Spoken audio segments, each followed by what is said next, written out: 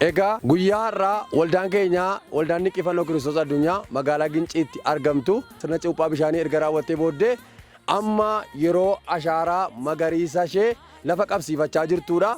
Kanaaf iyyuu waldaan keenya akkuma beekamu hojii hafuuraas hin hojjetti, hojii hafuuraa biratti immoo hojii misoomaas hin hojjetti.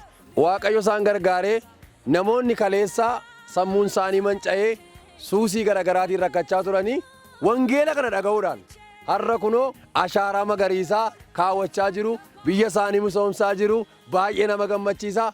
Wangeelli nama jijjiira, wangeelli biyyaaf nagaa kenna. Kanaaf haalota hundumaatiin kallattii hundumaatiin Waaqayyo nu gargaare kunoo sagantaa duula ashaaraa magariisaas xumurreerra, sagantaa keenya xumurreerra. Waaqayyo bakka jirtanitti na eebbisu, eebbifama. Duraan dursee nagaan Waaqayyo lafaa fi bakka jirtanitti hunduma keessaniif haa ta'u jedha. Nagaa kottaan sudhaan ani dhugaa dubbachuuf ta'e kaleessa baay'ee nama amala hin qabne ture, nama hoolmaan koo bakka hin taane ture. Akkasuma amaloota garaagaraa amala dhugaatii keessa illee tureera, amala sirbaa keessa tureera. Amaloonni ani kaleessa keessa ture wanta baay'ee ture. Garuu Rabbiif haa galatu, Waaqa guyyaa har'aatiin nagee cuuphaa kan akkan cuuphamuuf keessumatti yoo dhugaa dubbachuuf ta'e ergin charchii kana dhufee hegam bakka waldaa kana dhufee amalli koo adeemsi koo dubbiin koo wantoota baay'eedhaan ilaalchi jakootillee wanta baay'eerraa akkanuuf sirreessaa ture, akkanuuf gorsaa ture. Ani ofii kooti ragaa ofii baa jechuudha. Egaa kanatti aansuudhaan immoo wantiin dubbachuudhaaf barbaadu hayyaanni nama kanaa hammallee akka isaanirra jiraatuuf kanumaan caalatti kennaa addaa akka isaan argatan, kanumaan caalatti ogummaan hubannaan akka isaaniif laatamu isaaniif akkanaaf kadhattaniin barbaada. Anis immoo kanaan caalatti kana booda dhaabbadhee har'a cuuphamuun koo nama haaraa kan ta'e ofin amana. Ilaalcha haaraa qabaadhee, yaada haaraa qabaadhee keessumatti iyyuu barri 2019 barri natti dhufu kun anaaf bara haaraa, jireenya haaraa, mucummaa haaraa akkan fudhadhu har'a cuuphamuu kootitti of argeera. Hundumti keessan immoo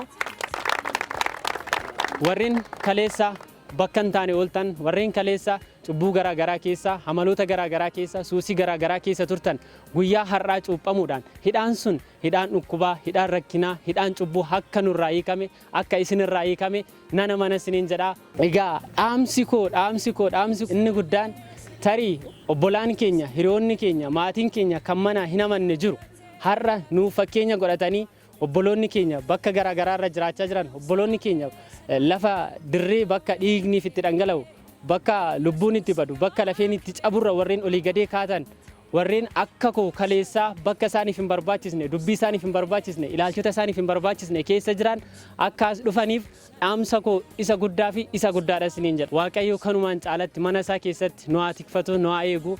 Abbaa keenya, gargaaraa keenya, gorsaa keenya Waaqayyo umurii irratti umurii, ogummaa irratti ogummaa isaaniif haa kennu isiniin jedha. Galatooma. Kaasoo Raggaan jedhama kanan dhufe magaalaa Lonkomeetti irraa. Waldaa kan dhufee fi na dhukkubaa ture baay'ee.